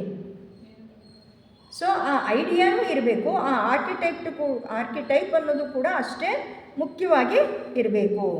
ಈ ದೈವಿಕ ಮೂಲವನ್ನು ಗ್ರಹಿಸುವ ದಾರಿಯನ್ನು ಇದು ತೆರೆದಿಡುತ್ತೆ. ಅಂದರೆ ದೈವಿಕ ಮೂಲವನ್ನು ಗ್ರಹಣೆ ಮಾಡಬೇಕಲ್ಲ, ಅದಕ್ಕೊಂದು ದಾರಿಯೇ ತಾನೇ ನಮಗೆಲ್ಲನೂ ಕರ್ಕೊಂಡು ಹೋಗೋದು. ಮೊದಲು ಕಾಲ್ದಾರಿ ಇರುತ್ತೆ, ಅದು ಗಾಡಿ ದಾರಿ ಆಗುತ್ತೆ, ಆಮೇಲೆ ರೋಡ್ ಆಗುತ್ತೆ, ಆಮೇಲೆ ಹೈವೇ ಕೂಡ ಆಗೋಗುತ್ತೆ. ಈ ದಾರಿ ಫಸ್ಟು ಒಂದು ದಾರಿ. ಅಂದರೆ ಯಾವುದು ದಾರಿಯನ್ನು ನಾವು ಮಾಡ್ತೀವಿ? ಬಳಸು ದಾರಿಯನ್ನು ನಾವು ಮಾಡಲ್ಲ, ನೇರ ದಾರಿ. ಯಾವುದು ಹತ್ತಿರ, ಯಾವುದು ಶೀಘ್ರವಾಗಿ ಹೋಗುತ್ತೆ ಆ ದಾರಿಯನ್ನು ನಾವು ನೋಡ್ತೀವಿ. ಈ ಧ್ಯಾನ ಮಾಡೋದು ಕೂಡ ಅದೇ ರೀತಿ ಹತ್ತಿರದ ದಾರಿ. ಈ ಹತ್ತಿರದ ದಾರಿಗೆ ನಮ್ಮನ್ನು ಕರ್ಕೊಂಡು ಹೋಗುತ್ತೆ. ಈ ದೈವಿಕ ಮೂಲವನ್ನು ಗ್ರಹಿಸೋದಕ್ಕೆ ಆ ದಾರಿಯನ್ನು ಇದು ಓಪನ್ ಅಪ್ ಆಗುತ್ತೆ. ಕೆಲವು ಸಲ ದಾರಿಗೆ ಬೇಕಾದಷ್ಟು ಅಡ್ಡ ಇರುತ್ತೆ. ಈ ಕಾಡಿನಲ್ಲಿ ಕಗ್ಗತ್ತಲೆ ರಾತ್ರಿಯಲ್ಲಿ ಕಾಡಿನಲ್ಲಿ ನಾವು ತಪ್ಪಿಸ್ಕೊಂಬಿಟ್ರೆ ಹೆಂಗೆ? ದಾರಿ ಕಾಣಲ್ಲ. ಫಸ್ಟ್ ಹೇಳೋದೇ ದಾರಿನೇ ತೋಚೋದು ಐಡಿಯಾ, ಕಾಣೋದು ಸ್ಪಷ್ಟವಾಗಿ ಫಿಸಿಕಲಿ ನಮಗೆ ಬೇಕು ತಾನೇ. ಆ ಕಾಣಿಸೋದೇ ಇಲ್ಲ ಅಂದರೆ ನಾವು ಹೆಂಗೆ ಹುಡ್ಕೊಂಡು ಹೋಗೋಕ್ಕಾಗತ್ತೆ? ಮಾರ್ಗದ ಮೇಲೆ ಬೆಳಕು ಬೀಳೋಕ್ಕೆ ತನಕನೂ ನಮಗೆ ದಾರಿ ಯಾವುದು ಅಂತ ಗೊತ್ತಿಲ್ಲ. ಅಲ್ಲಿ ಬರೀ ಒಂದಷ್ಟು ಹುಲ್ಲು ಬೆಳೆದಿರೋದೋ, ಒಂದು ರೆಂಬೆನೋ ಏನೋ ಒಂದು ದಾರಿಗೆ ಅಡ್ಡವಾಗಿದ್ದರೆ ಅದು ತೆಗೆಯೋ ತನಕ ನಮಗೆ ದಾರಿ ಗೊತ್ತೇ ಆಗೋಲ್ಲ. ಅದು ಕೂಡ ಕಾಡು ಅಂತ ಅಂದ್ಬಿಟ್ಟು ಅಲ್ಲೇ ಸುತ್ತು ಹೊಡಿತಾ ಇರ್ತೀವಿ. ಎತ್ತಲ ಕಡೆಗೋ ಹೋಗ್ತೀವಿ, ಅದಲ್ಲ ಇನ್ನೆಲ್ಲೋ ಹುಡ್ಕೊಂಡು ಹೋಗ್ತೀವಿ. ಎಷ್ಟು ಹುಡುಕಿದ್ರೂ ನಮಗೆ ಮಾರ್ಗ ಅನ್ನೋದು ಸಿಕ್ಕೋದಿಲ್ಲ. ಆದರೆ ಈ ಸ್ಪೇಸ್ ಆ್ಯಂಡ್ ಟೈಮ್ನ ನಾವು ಎಕ್ಸ್ಪ್ಯಾನ್ಷನ್ ಮಾಡ್ಕೊಳ್ತಾ ಇದ್ದರೆ ಮಾರ್ಗ ಅನ್ನೋದು ನಮಗೆ ಸಿಕ್ಕತ್ತೆ ಅಂತ ಅಂದ್ಬಿಟ್ಟು ಹೇಳ್ತಾರೆ. ಆದ್ದರಿಂದ HP ಬ್ಲಾವೆಟ್ಸ್ಕಿ ಅವರು ಇದನ್ನು ಏನಂತ ಹೇಳ್ತಾರೆ ಅಂದರೆ ಡ್ಯುರೇಷನ್ ಅಂತ ಹೇಳ್ತಾರೆ. ಅವಿಚ್ಛಿನ್ನವಾದ ಕಾಲಾವಧಿ. ಸ್ಥಳಕ್ಕೆ ಇವರು ಏನು ಹೇಳ್ತಾರೆ ಅಂದರೆ ದ ಎಟರ್ನಲ್ ಪೇರೆಂಟ್ ಅಂತಂದ್ಬಿಟ್ಟು ಹೇಳ್ತಾರೆ. ನಿತ್ಯತ್ವದ ತಾಯಿ ಅಥವಾ ದ ಗ್ರೇಟ್ ಮದರ್ ಅಥವಾ ಮಹಾ ತಾಯಿ ಅಂತ ಹೇಳಿ ಇದನ್ನು ಕರೀತಾರೆ. ಇದನ್ನು HPB ಅವರು ಉಪಯೋಗಿಸಿರುವಂತಹ ಪದ. ಇದನ್ನು ನೆಕ್ಸ್ಟ್ ಇಲ್ಲಿ ಏನು ಹೇಳ್ತಾರೆ? ವಿಶ್ವ ಇರಲಿ, ವಿಶ್ವ ಇಲ್ಲದೆ ಕೂಡ ಹೋಗಲಿ, ದೇವತೆಗಳು ಇರಲಿ, ದೇವತೆಗಳು ಇಲ್ಲದೆ ಇರಲಿ, ಯಾವುದು ಹಿಂದೆ ಇತ್ತು ಇವತ್ತು ಇದೆ ಮತ್ತು ಮುಂದೆ ಇರುತ್ತದೆ ಅಂತ ಒಬ್ಬರು ಪ್ರಶ್ನೆ ಕೇಳ್ತಾರೆ HP ಬ್ಲಾವೆಟ್ಸ್ಕಿ ಅವರಿಗೆ. ನಿನ್ನೆ ಇತ್ತು, ಇವತ್ತಿದೆ, ನಾಳೆ ಕೂಡ ಇರುತ್ತೆ, ಯಾವುದದು ಅಂತ ಪ್ರಶ್ನೆ ಕೇಳ್ತಾರೆ. ಏನಂತ ಉತ್ತರ ಕೊಡ್ತೀರಾ? ಸ್ಥಳ, ಸ್ಪೇಸ್ ನಿನ್ನೆನೂ ಇತ್ತು, ಇವತ್ತಿಗೂ ಇದೆ, ನಾಳೆಗೂ ಇದೆ. ಒಂದು ಮಡಿಕೆ ಇರುತ್ತೆ, ಮಡಿಕೆಗೆಲ್ಲ ಮುಂಚೆ ಈಚೆ ಎಲ್ಲ ಕ್ಲೀನಾಗಿ ಮಾಡಿಕ್ಕಿರ್ತೀವಿ. ಒಂದು ಟೈಮ್ ಬರುತ್ತೆ, ಮಡಿಕೆ ಒಳಗಡೆ ಏನಿದೆ? ಖಾಲಿ ಸ್ಥಳ ಇದೆ, ಖಾಲಿ ಜಾಗ ಇದೆ. ಮಡಿಕೆ ಒಡೆದಾಕ್ತೀವಿ, ಏನಾಯಿತು? ಮಡಿಕೆ ಸ್ಪೇಸ್ ಅಂತ ಸೇರಿತು. ಅದು ಸ್ಪೇಸು ಇದು ಸ್ಪೇಸು ಬೇರೆನಾ? ಒಂದೇ. ಅರ್ಥ ಆಯ್ತಾ? ಈಗ ಸ್ಪೇಸ್ ಬಗ್ಗೆ ಕ್ಲಾರಿಟಿ ಸಿಗ್ತಾ? ಮಡಿಕೆ ಇಮ್ಯಾಜಿನ್ ಮಾಡ್ಕೊಂಡು ಮಡಿಕೆ ಒಡೆದಾಕಿದ್ರೆ ಎಲ್ಲಿದೆ? ಒಳಗಡೆನೂ ಅದೇ, ಹೊರಗೂ ಅದೇ. ಇದನ್ನು ನಾವು ವಿಶಾಲ ಮಾಡ್ತಾ ಹೋಗ್ಬೇಕು. Very simple. ನಮ್ಮ ಜೀವನಕ್ಕೆ ಬಂದಾಗ ವೆರಿ ಕಾಂಪ್ಲಿಕೇಟೆಡ್. ಇದನ್ನು ನಾವು ಅರ್ಥ ಮಾಡ್ಕೊಳ್ಬೇಕು. ಆದ್ದರಿಂದ ಸ್ಥಳ which is ever being and becoming is also one and this is space ಅಂತ ಹೇಳ್ತಾರೆ. ಯಾವುದು ನಿರಂತರವಾಗಿ ಇದೆ ಮತ್ತು ಆಗುತ್ತಾ ಇದೆ, ಅದು ರೂಪುಗೊಳ್ತಾ ಇದೆ, ಎಲ್ಲವೂ ಕೂಡ ಒಂದೇ, ಅದು ಸ್ಥಳ. ಸ್ಥಳಕ್ಕೆ ರೂಪುಗೊಳ್ಳೋದಿದೆಯಾ? ಅಡ್ಡಿ ಹೋದ ತಕ್ಷಣ ಏನಿದೆ ಅದಿದೆ, ಸ್ವಸ್ವರೂಪ ಅನ್ನೋದು ಇರುತ್ತೆ. ಬಹು ಆಯಾಮಗಳುಳ್ಳ ಸ್ಥಳ, ಮಲ್ಟಿ ಡೈಮೆನ್ಷನಲ್ ಸ್ಪೇಸ್ ಅಂತಂದ್ಬಿಟ್ಟು ಅದನ್ನು ಹೇಳ್ತಾರೆ. ಬಾಹ್ಯಾಕಾಶ, ಇದನ್ನು ಔಟರ್ ಸ್ಪೇಸ್ ಅಂತಾರೆ. ಮತ್ತು ಅಂತರಂಗದ ಸ್ಥಳ, ಇನ್ನರ್ ಸ್ಪೇಸ್, ಎಲ್ಲವೂ ಕೂಡ ಏಕೈಕ ಸ್ಥಳವಾಗಿದೆ. Inner space, outer space, multi dimensional space ಎಲ್ಲವೂ ಒಂದೇ, ಎಲ್ಲವೂ ಕೂಡ ಸ್ಪೇಸ್ ಆಗಿದೆ. ಅದೇ ರೀತಿ ಅನಂತ ಕಾಲವನ್ನು ಅನಂತವಾಗಿ ಅದಕ್ಕೆ ಕಾಲ ಅನ್ನೋದಕ್ಕೆ ಲಿಮಿಟೇ ಇರ್ಕೂಡ್ದು. ಕೆಲವೊಂದು ಒಳ್ಳೆ ಭಾಷಣಗಾರರು ಬಂದು ಒಳ್ಳೆ ಭಾಷಣ ಮಾಡ್ತಾ ಇರ್ತಾರೆ, ನಮಗೇನು ಗೊತ್ತಾಗತ್ತೆ? ಅವ್ರು ಬಿಗಿನಿಂಗ್ ಮಾಡಿದ್ರು ಅವ್ರು ಎಂಡ್ ಮಾಡಿದ್ರು ಅಷ್ಟೇ ನಮ್ಗೆ ಗೊತ್ತು. ಮಿಕ್ಕಿದ್ದೆಲ್ಲ ಎಲ್ಲಪ್ಪ 1 hour ಆಗೋಯ್ತಾ, ಟೈಮ್ ತೋರಿಸುತ್ತೆ 1 hour, ಎಲ್ಲಿ ಏನು ಹೇಳಿದ್ರು? ಪೂರ್ತಿ ಅಟೆಂಟಿವ್ ಆಗಿದ್ದೀನಿ. 1 hour ಹೆಂಗಾಯಿತು, ಹೇಗಾಯಿತು ಗೊತ್ತೇ ಇಲ್ಲ. ಟೈಮ್ಲೆಸ್ನೆಸ್ ಅನ್ನೋದಲ್ಲಿ ಬಂದ್ಬಿಡುತ್ತೆ. ಸಂಪೂರ್ಣ ಏಕಾಗ್ರವಾಗಿದ್ದು ಅವ್ರು ಹೇಳೋದು ನಮಗೆ ಅರ್ಥ ಆಗ್ತಾ ಇದ್ದರೆ ಅಲ್ಲಿ ಟೈಮ್ಲೆಸ್ನೆಸ್, ನಾವು ಕೂಡ ಅದರಲ್ಲಿ ಒಂದು ಆಗಿಬಿಟ್ಟಾಗ ಟೈಮ್ ಅನ್ನೋದಲ್ಲಿ ಇರೋದೇ ಇಲ್ಲ. ಅಷ್ಟೇ, ಬಿಗಿನಿಂಗ್ ಆಯಿತು, ಎಂಡ್ ಆಯಿತು, ಅಷ್ಟೇ ನಮಗೆ ಗೊತ್ತಿದೆ ಅಂತಂದ್ಬಿಟ್ಟು ಹೇಳ್ತಾರೆ. ಇದು ನಿತ್ಯತ್ವದ್ದು, ದಿಸ್ ಇಸ್ ಎಟರ್ನಲ್ ಅಂತಂದ್ಬಿಟ್ಟು ಹೇಳ್ತಾರೆ. ಭೂತ ಇದೆ, ವರ್ತಮಾನ ಇದೆ. ವರ್ತಮಾನವನ್ನು ನಾನು ಓದ್ತಾ ಇದ್ದಾಗ ಒಂದು ಬುಕ್ ಓದಿದೆ, ಯಾವ ಥರ ಅಂತ ನಂಗೆ ಗೊತ್ತಿಲ್ಲ, ತುಂಬ ಚೆನ್ನಾಗಿ ಬ್ಯೂಟಿಫುಲ್ಲಾಗಿ ಹೇಳಿದ್ದಾರೆ. ಅದನ್ನು ಭವ್ಯ ಅಂತ ಹೇಳಿದ್ದಾರೆ. ಭೂತ, ಭವ್ಯ, ಭವಿಷ್ಯ. ಭೂತ, ವರ್ತಮಾನ, ಭವಿಷ್ಯ ಅಂತ ನಾವು ಹೇಳ್ತೀವಿ. ವರ್ತಮಾನ ಅಂತ ಹೇಳಿಲ್ಲ ಅವರು, ಭವ್ಯ ಅಂದರೆ ಏನು? ತುಂಬ ಭವ್ಯವಾಗಿದೆ, ಸುಂದರವಾಗಿದೆ, ಎಷ್ಟು ಚೆನ್ನಾಗಿದೆಯಪ್ಪ, ಭವ್ಯ ಭವನ, ಭವ್ಯ ಭಾರತ ಅಂತ ಹೇಳ್ತೀವಿ. ಅಂದರೆ ಅಷ್ಟೂ ಚೆನ್ನಾಗಿ ಆ ಕ್ಷಣನ ನಾವು ಅಷ್ಟು ಚೆನ್ನಾಗಿ ಮಾಡಿಕೊಳ್ಬೇಕು. ಈ ಕ್ಷಣ ಅದು ವರ್ತಮಾನ ಅಂದರೆ ಈಗ ಕ್ಷಣನ, ಎಲ್ಲವೂ ಕೂಡ ಅನಂತ ಕಾಲದಲ್ಲೇ ಇದೆ. ಭೂತ, ಭವ್ಯ, ಭವಿಷ್ಯ ಮೂರು ಕೂಡ ಅನಂತ. ಅದಕ್ಕೆ ಅಂತ ಅನ್ನೋದೇ ಇಲ್ಲ, ಅಂತ ಎಂಡ್ ಅನ್ನೋದು ಇಲ್ಲದೆ ಇರೋದಕ್ಕೆ, ಲಿಮಿಟ್ ಅನ್ನೋದು, ಪರಿಧಿ ಅನ್ನೋದು ಇಲ್ಲದೆ ಇರೋದಕ್ಕೆ ಅನಂತ ಅಂತಂದ್ಬಿಟ್ಟು ಹೇಳ್ತಾರೆ. ಎಲ್ಲವೂ ಕೂಡ ಅನಂತ ಕಾಲದಲ್ಲಿ ಇದೆ. ಇದು ಏಕಕಾಲದಲ್ಲಿ ಪರಿಧಿ ಮತ್ತು ಕೇಂದ್ರ ಬಿಂದು ಆಗಿದೆ ಒಂದೇ ಸಮಯದಲ್ಲಿ.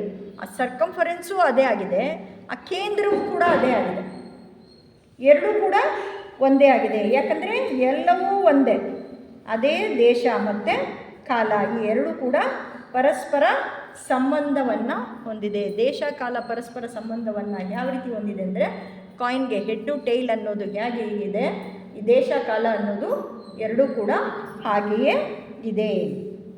ಕಾಲವನ್ನು ನಾವು ಏನಂತ ಹೇಳ್ತೀವಿ ಅಂದರೆ 4ನೇ ಆಯಾಮ ಅಂತ ಕೂಡ ನಾವು ಅದನ್ನು ಹೇಳ್ತೀವಿ. ಟೈಮ್ನ ನಾವೇನು ಹೇಳ್ತೀವಿ ಅಂದರೆ 4th ಡೈಮೆನ್ಷನ್ ಅಂತ ಹೇಳ್ತೀವಿ. ಉದ್ದ, ಅಗಲ, ಆಳ ಅಂತ ಹೇಳಿದಾಗ ಕಾಲವನ್ನು ಇದು ಕೂಡ ಹೇಳ್ತೀವಿ. ಕಾಲ ಚಲನೆಯ ಹಿನ್ನೆಲೆಯನ್ನಾಗಿದೆ. ಮೋಷನ್, ಚಲನೆ ಅನ್ನೋದು ಇದ್ದೇ ಇದೆ ಅಲ್ವಾ, ಅದು ಸ್ಟಾಗ್ನೆಂಟ್ ಆಗಿಲ್ಲ. ಕಾಲ ಯಾವತ್ತೂ ಸ್ಟಾಗ್ನೆಂಟ್ ಆಗಿರೋಕ್ಕೆ ಸಾಧ್ಯ ಇಲ್ಲ, ಅದು ಚಲನೆಯನ್ನು ಹೊಂದಿದೆ. ಕಣ್ಣು ಮುಚ್ಚಿ ತೆಗೆಯೋದ್ರೊಳಗಡೆ, ಕಣ್ಣು ಮಿಟ್ಸ್ಕೋ ಕಾಲದಲ್ಲಿ ಎಷ್ಟೊಂದು ಬದಲಾವಣೆಗಳು ಆಗೋಗಿರುತ್ತೆ. ಎಲ್ಲಿಂದ ಆಯಿತು? ಚಲನೆ. ಆ ಚಲನೆಯ ಹಿನ್ನೆಲೆಯಲ್ಲಿದೆ. ಇದು ಮೂಲ ಚಲನೆಯೇ ಮಹಾಶ್ವಾಸ ಅಂತ ಹೇಳ್ತಾರೆ. ಉಚ್ಛ್ವಾಸ, ನಿಶ್ವಾಸ. ಮನ್ವಂತರ, ಪ್ರಳಯ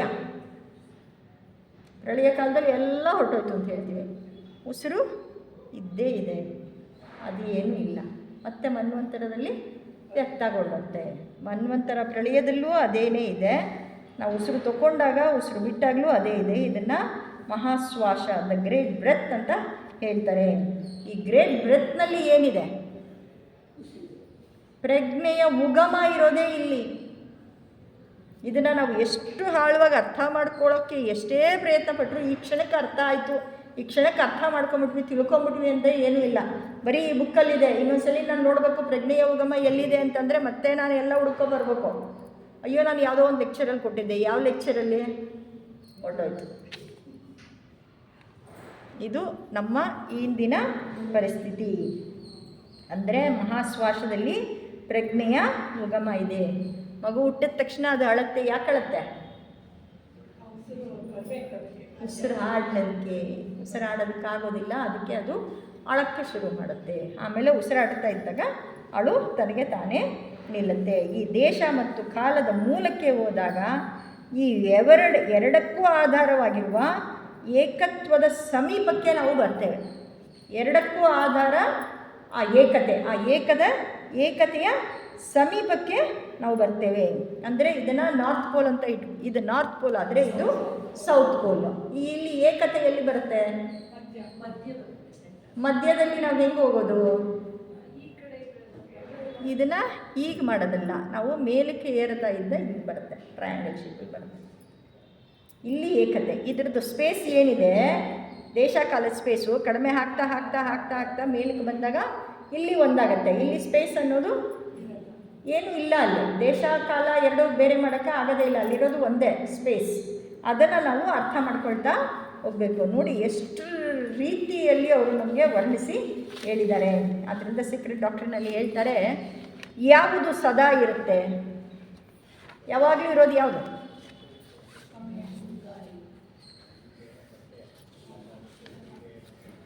ಯಾವಾಗಲೂ ಇರೋದು ಯಾವುದು? ಸ್ಥಳ. ಅವಾಗಲೇ ತಾನೇ ಹೇಳಿದ್ವಲ್ಲ ಸ್ಪೇಸ್ ಅಂತ ಅಂದ್ಬಿಟ್ಟು. ಇದು ಶಾಶ್ವತ.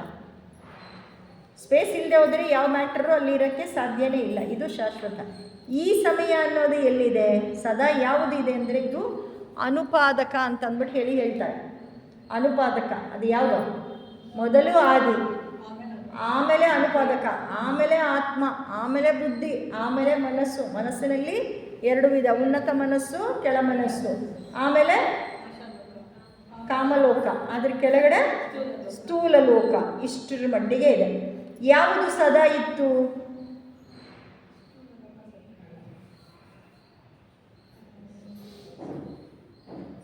ಬೇರಿನ ಮೂಲದಲ್ಲಿ ಇರುವಂತಹ ಬೀಜ ಸದಾ ಇತ್ತು. ದ ಜರ್ಮ್ ಆಫ್ ರೂಟ್ ಅಂತಂದ್ಬಿಟ್ಟು ಹೇಳ್ತಾರೆ. ಆ ರೂಟ್ ಇದ್ರೇನೆ, ಅಲ್ಲಿ ಒಂದು ಜರ್ಮ್ ಇದ್ರೇನೆ, ಗರ್ಭ ಧರಿಸುವಂತ ಇಲ್ಲಿ ಹೇಳಿದಾರಲ್ಲ, ಕನ್ಸೀವ್ ಅಂತ. ಆ ರೂಟಲ್ಲಿ ಆ ಜರ್ಮ್ ಅನ್ನೋದು ಇದ್ರೇ ಅದು ಗಿಡ ಮರವಾಗಿ ಆಗುತ್ತೆ. ಇದಕ್ಕೆ ಏನು ಹೇಳ್ತಾರೆ? ಅಣು ರಣೀಯಾನ್ ಮಹತೋ ಮಣಿಯಾನ್ ಅಂತ ಅಂದ್ಬಿಟ್ಟು ಅವ್ರು ಹೇಳ್ತಾರೆ. ಮಹತ್ವ ಕೂಡ ಈ ಸಣ್ಣ ಅಣುವಿನಲ್ಲಿ, ಆ ಜರ್ಮಲ್ಲಿ ಅದು ಇತ್ತು ಅಂತಂದ್ಬಿಟ್ಟು ಹೇಳ್ತಾರೆ. ಯಾವುದು ಸದಾ ಬರುತ್ತಾ ಮತ್ತು ಹೋಗುತ್ತಾ ಇರುತ್ತದೆ? ಯಾವುದು ಸದಾ ಬರ್ತಾ ಇರುತ್ತೆ, ಹೋಗ್ತಾ ಇರುತ್ತೆ? ಯಾವುದದು? ಆಮೇಲೆ ಈಗ ತಾನೇ ನಾವು ಹೇಳಿದೆ, ಮಹಾ ಉಸಿರು ಸದಾ ಬರ್ತಾ ಇರುತ್ತೆ, ಸದಾ ಹೋಗ್ತಾ ಇರುತ್ತೆ. ಉಸಿರನ್ನ ತಗೋತಾ ಇರ್ತೀವಿ, ಉಸಿರನ್ನ ಅದೇ ರೀತಿ ಬಿಡ್ತಾ ಇರ್ತೀವಿ. ಇದು ಯಾವುದಾಯಿತು? ಒಂದು ಸ್ಥಳ ಅನುಪಾದಕ ಲೋಕದಲ್ಲಿದೆ. ಎರಡನೇದು ಬೀಜ, ಜರ್ಮ್, ಅದು ಒಂದು ಇದೆ. ಮೂರನೇದು ಯಾವುದು? ಉಸಿರು. ಈ ಮೂರು ಬೇರೆನಾ?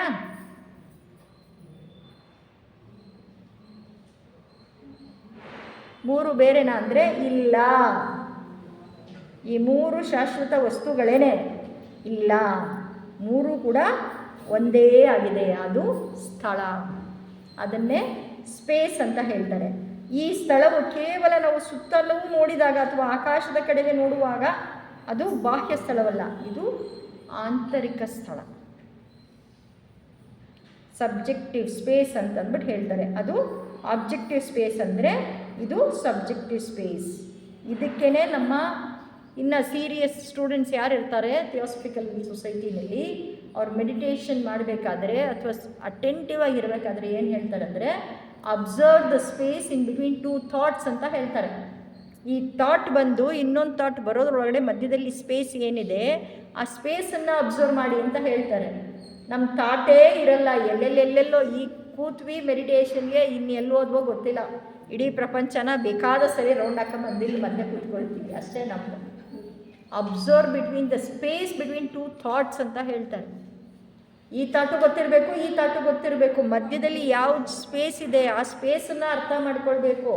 ಅಷ್ಟು ಸೂಕ್ಷ್ಮರಾಗಬೇಕು ನಾವು, ಅಷ್ಟು ಅಲರ್ಟ್ ಆಗಿರಬೇಕು. ಅದಕ್ಕೋಸ್ಕರನೇ ಏಕಾಗ್ರತೆ, ಅಲರ್ಟ್ನೆಸ್, ಒನ್ ಪಾಯಿಂಟೆಡ್ನೆಸ್ ಅಂತ ಹೇಳೋದು ಈ ಒಂದು ಕಾರಣಕ್ಕೇನೆ.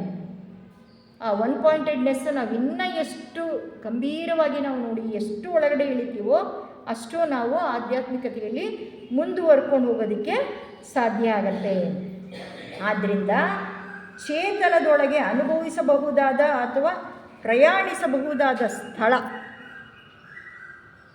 ಈ ಚೇತನದ ಒಳಗಡೆಗೇ ನಮ್ಮ ಸ್ಪಿರಿಟ್ ಏನಿದೆ, ಆ ಸ್ಪಿರಿಟ್ನಲ್ಲಿ ನಾವು ಇದನ್ನು ಅನುಭವಿಸ್ಬೋದು. ಅದರೊಳಗಡೆ ನಾವು ಪ್ರಯಾಣ ಮಾಡಬಹುದಂತ ಆದಂತಹ ಸ್ಥಳ ಅನ್ನೋದು ಇದೆ. ಸೀಕ್ರೆಟ್ ಡಾಕ್ಟ್ರಿನಲ್ಲಿ ಹೇಳ್ತಾರೆ, ಕಾಲ ಅನ್ನೋದು ಇರಲಿಲ್ಲ, ಏಕೆಂದರೆ ಅದು ಅವಧಿಯ ಅನಂತ ಮಡಿಲಿನಲ್ಲಿ ನಿದ್ರಿಸ್ತಾ ಇತ್ತು ಅಂತಂದ್ಬಿಟ್ಟು ಸೀಕ್ರೆಟ್ ಡಾಕ್ಟ್ರಿನ್ ಹೇಳ್ತಾರೆ.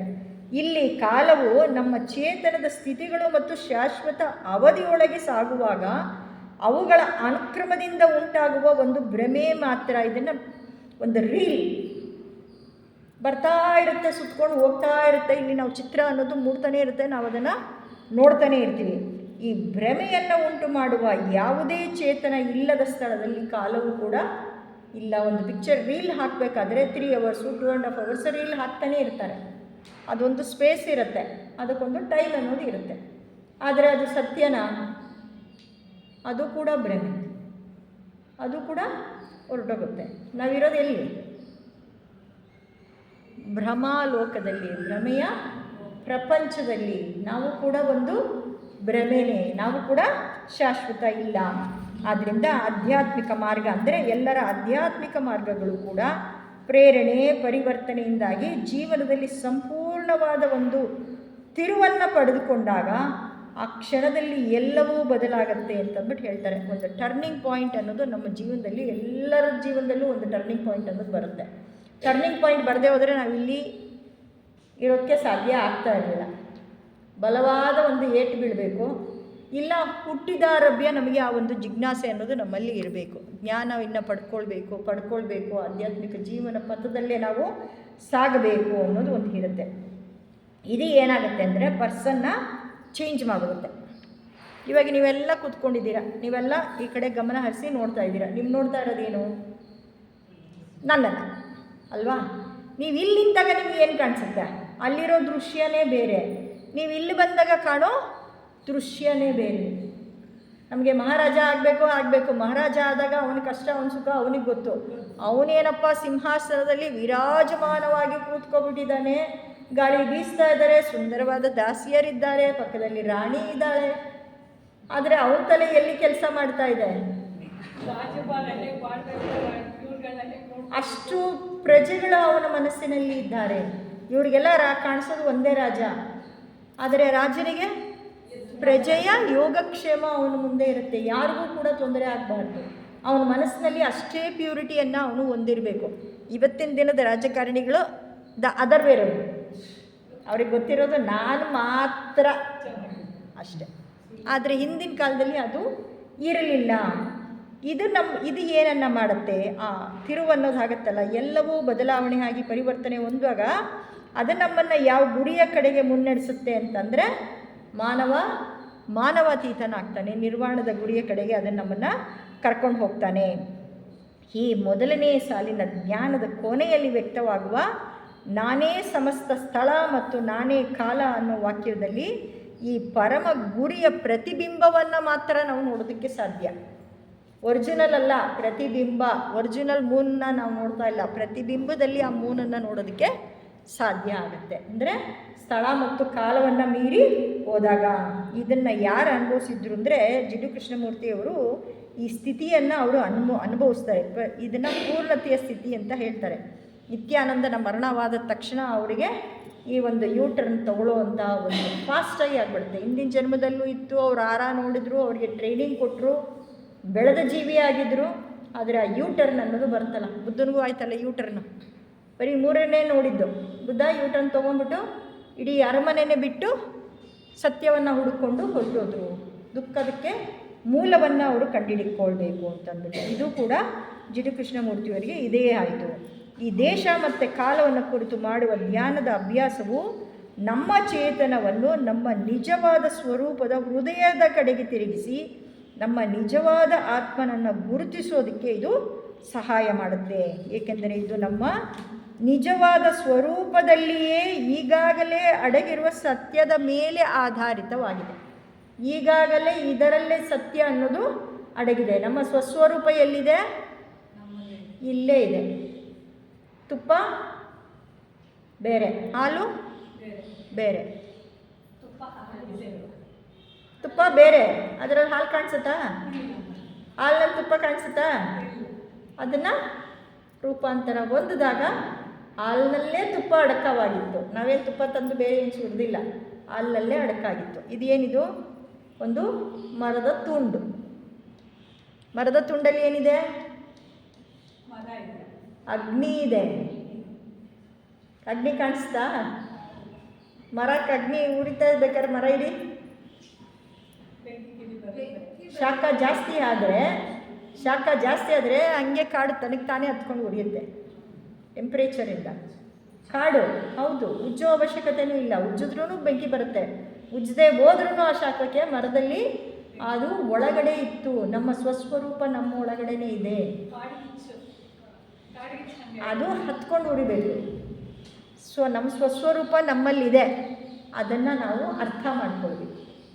ಎಳ್ಳು ಒಳಗಡೆ ಎಳ್ಳು ಎಣ್ಣೆ ಇದೆ, ನಮಗೆ ಕಾಣಿಸೋದು ಎಳ್ಳು ಮಾತ್ರ. ಈ ರೀತಿ ನಮ್ಮ ಸ್ವಸ್ವರೂಪ ನಮ್ಮೊಳಗಡೆ ಇದೆ, ಅದನ್ನು ನಾವು ಕಂಡುಕೊಳ್ಬೇಕು. ಇದಕ್ಕೋಸ್ಕರನೇ ಜಿಡ್ಡು ಕೃಷ್ಣಮೂರ್ತಿಗಳು ಏನು ಹೇಳಿದ್ರು ಅಂದರೆ, ಯು ಆರ್ ದ ವರ್ಲ್ಡ್. ಇಡೀ ಪ್ರಪಂಚ ನಿನ್ನೊಳಗಡೆನೇ ಇದೆ, ನೀನೇ ಇಡೀ ಪ್ರಪಂಚ ಅಂತ ಅಂದ್ಬಿಟ್ಟು ಹೇಳ್ತಾರೆ. ನಾನು ಈ ವಿಶ್ವದಲ್ಲಿದ್ದೇನೆ, ಆ ವಿಶ್ವವು ನನ್ನಲ್ಲಿಯೇ ಇದೆ. ಅನಿ ಸಮುದ್ರವನ್ನು ಸೇರಿದಾಗ ಸಮುದ್ರನೇ ಆಗುತ್ತೆ. ಅನಿ ಅನ್ನೋ ಇಂಡಿವಿಜುವಲ್ ನೇಮ್ ಅನ್ನೋದು ಇಲ್ದಂಗೆ ಆಗುತ್ತೆ. ಈ ಧ್ಯಾನವು ಕೂಡ ಮನಸ್ಸಿನಿಂದ ಯೋಚಿಸುವುದಲ್ಲ, ಯೋಚನೆ ಸಂಪೂರ್ಣವಾಗಿ ನಿಂತಾಗ ಧ್ಯಾನದ ಆರಂಭ.